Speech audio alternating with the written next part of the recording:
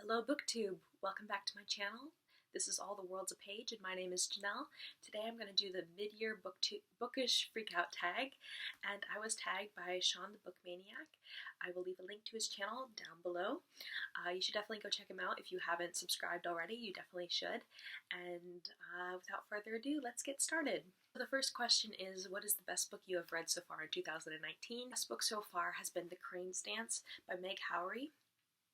This is a book about a ballet dancer in New York City named Kate Crane. It's all about the relationship that she has with her sister, who is suffering from mental illnesses. Her little sister Gwen, is also a ballet dancer for the company, and she is better than Kate is, despite being her younger sister and being less experienced. And so it's about their competitive relationship and the big sister little sister relationship, where Kate feels responsible for Gwen because Gwen has her younger sister and she has all these mental health problems, but she's also a bit jealous of her because of her success. And so it really explores their complex relationship, and it was written by a former ballet dancer too, so it is apparently quite accurate about the life of ballet dancers.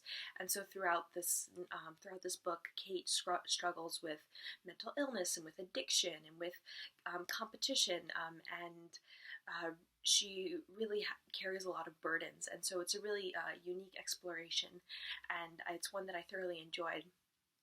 I read this for my book club.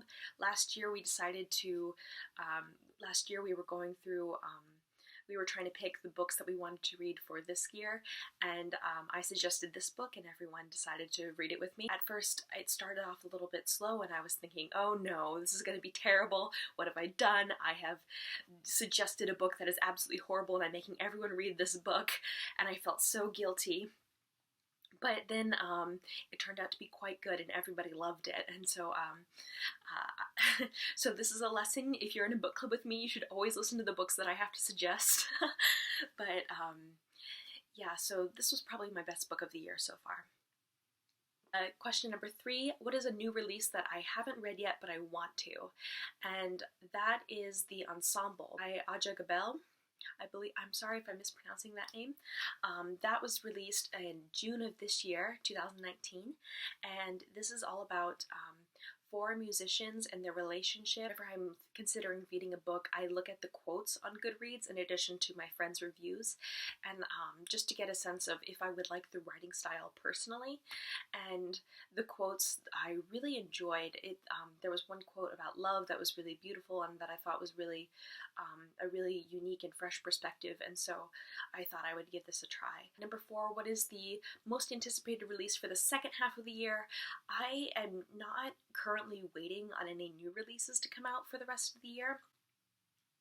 I don't typically follow a lot of new releases. I tend to read older books, but that being said, I will list another book that I'm interested in that came out earlier this year, and that's Salt Slow by Julia Armfield. This is a collection of short stories, a lot of magical realism, and it's all about being a woman and gender and exploring gender identity. Number 5 is what is my biggest disappointment for this year, and that has been Women Who Run with the Wolves by Dr. Clarissa Estes. Now, this is a book that I mentioned in my returning video about a month ago that I was super excited to get to because it's one that's been on my TBR for a long time. I thought this book would be a collection of world myths and that explored the female identity and a woman's place throughout ancient cultures throughout the world, but it was not that. I buddy read this with Valentina Garcia,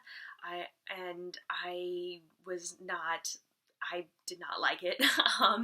We both felt that it was very overhyped. Instead of what our perceptions of the book were, this book is about Dr. Estes' study of mythology, and she pulls all these different myths and her interpretations of these myths to find these conclusions about universal truths about the female spirit. It was very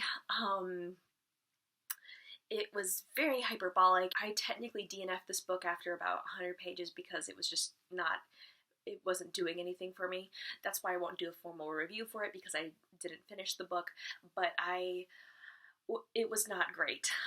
It basically just waxed poetic about her childhood and about how women just need to be connected with nature and how we all have this intuition that tells us right from wrong and danger from safety, and it's like it couldn't decide if it wanted to be a psychology textbook or a mythological analysis or a feminist piece of literature, and so it just tried to be all of them, and just don't waste your time with this one.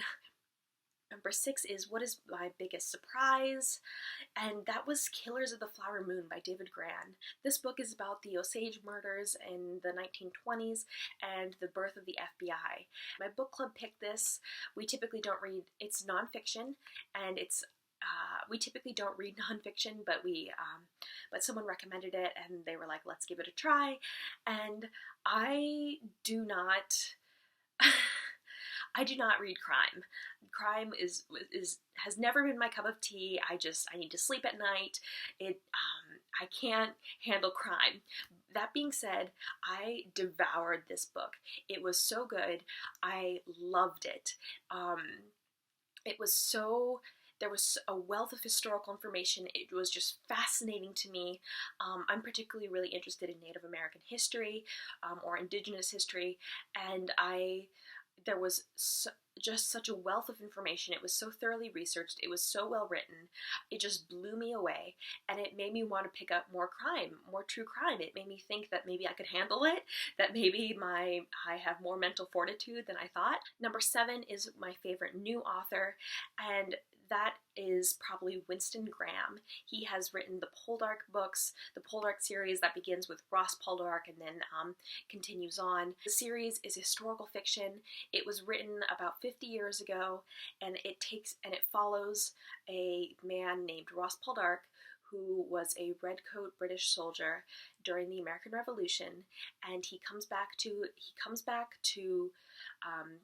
Cornwall. He was a wealthy man when he left. He was his father owned land and had tenant farmers, but in his absence, his father has died.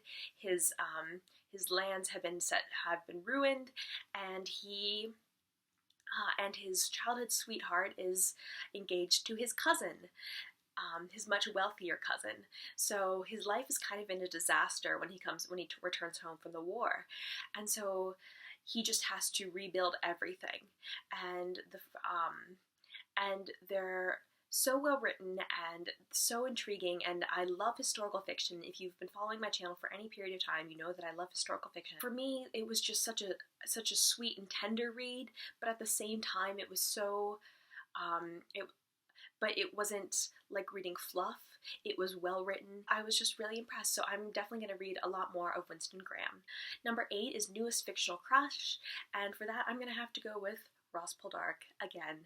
So again, from the books, the Poldark series of books by Winston Graham. I just really like the character of Ross Poldark. He's just so impressive to me. He's such a strong character. He's not a perfect man, but he really is ultimately a good one.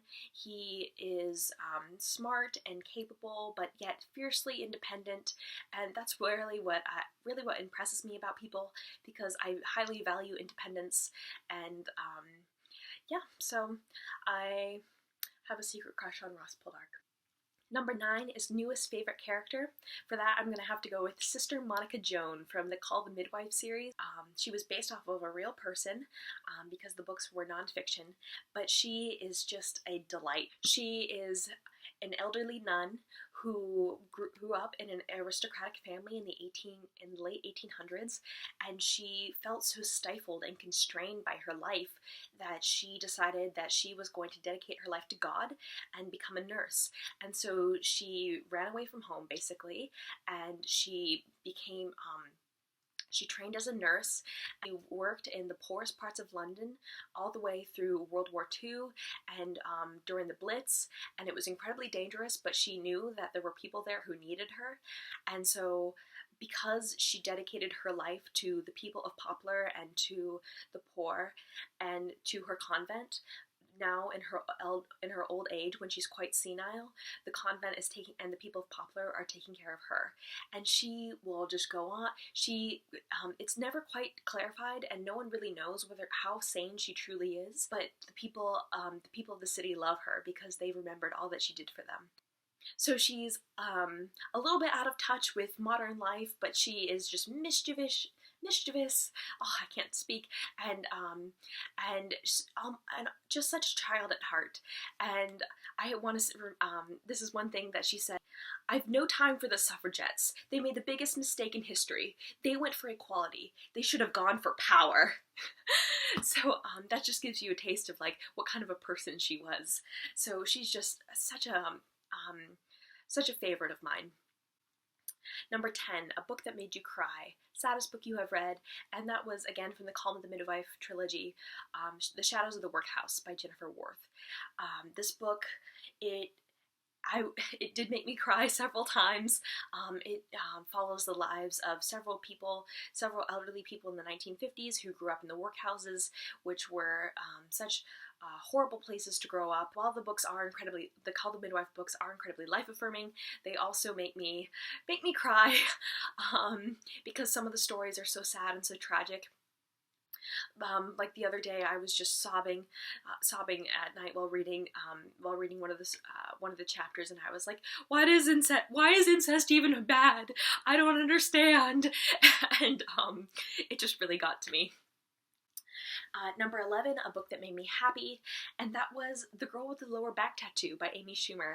I know a lot of people don't like Amy Schumer, but I find her hilarious, and she's just, her humor is just so on point and so intelligent as well most of the time.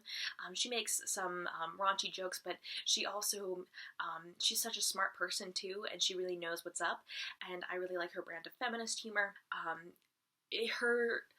Her book not only made me laugh, but it made me really reflect. I listened to it as an audiobook, and not only is it funny, but it's incredibly well written. The hours just floated by. I found myself looking for excuses to listen to it. Number 12, favorite book to film adaptation you saw this year, and I have two. One is The Poldark Show, which is done on the BBC, which is, again, historical fiction that takes place in the late 1700s, and I also really like The Call the Midwife Show. So those aren't movies, but those are TV shows, but I figured they'd count. I just really like British television in general. I just find that I typically enjoy it more for whatever reason. Favorite review you've written so far this year, or the Booktube version favorite video I've done so far this year, and I've only done two. That was because I only returned to Booktube recently, and for that I'm going to go with The Red Tent by Anita Diamant. I reviewed that about a month ago, and I am pretty proud of it. Again, The Red Tent is a retelling of the story of Dinah, who was the only daughter of Jacob from the Bible and from the Torah, and her story has kind of been lost in history, but Diamant has tried to bring it back, and so if you're interested, check out that review. What's the most beautiful book that you've bought so far this year or received? Now, I haven't bought many books because I am trying to get rid of stuff, not buy new stuff. There was a library book sale a few months ago where I got a whole bag of books for a couple dollars, and I got Wicked, The Life and Times of the Wicked Witch of the West by Gregory Maguire. Now, I realize that this book probably isn't going to be as pretty as some other people's copies of Wicked, because I have seen the really beautiful hardback copies with gold pages and everything, but I really like this. It has the illustration on the back, on the second page, like that, so it has the cutouts, and it's a little bit worn for the wear, but I like it, and it's nice and portable, easy to read, and I'm really looking forward to reading it too, so I'm pretty happy with it. Last question, number 15, what books do I need to read by the end of the year? And that is everything on my Writer's Research TBR, which was my last video, which you can watch by clicking right up there. It's a lot of books on World War II and on war and on the Russian military and on Stalin. Thank you for watching. I hope everyone's having a lovely day wherever you are. Please leave a comment if you've read any of these books or your favorite books for the year. I think I'm one of the last people to do this tag, so I'm not going to tag anyone, but if you would like to be tagged, please consider yourself tagged. Thanks for watching. Doei!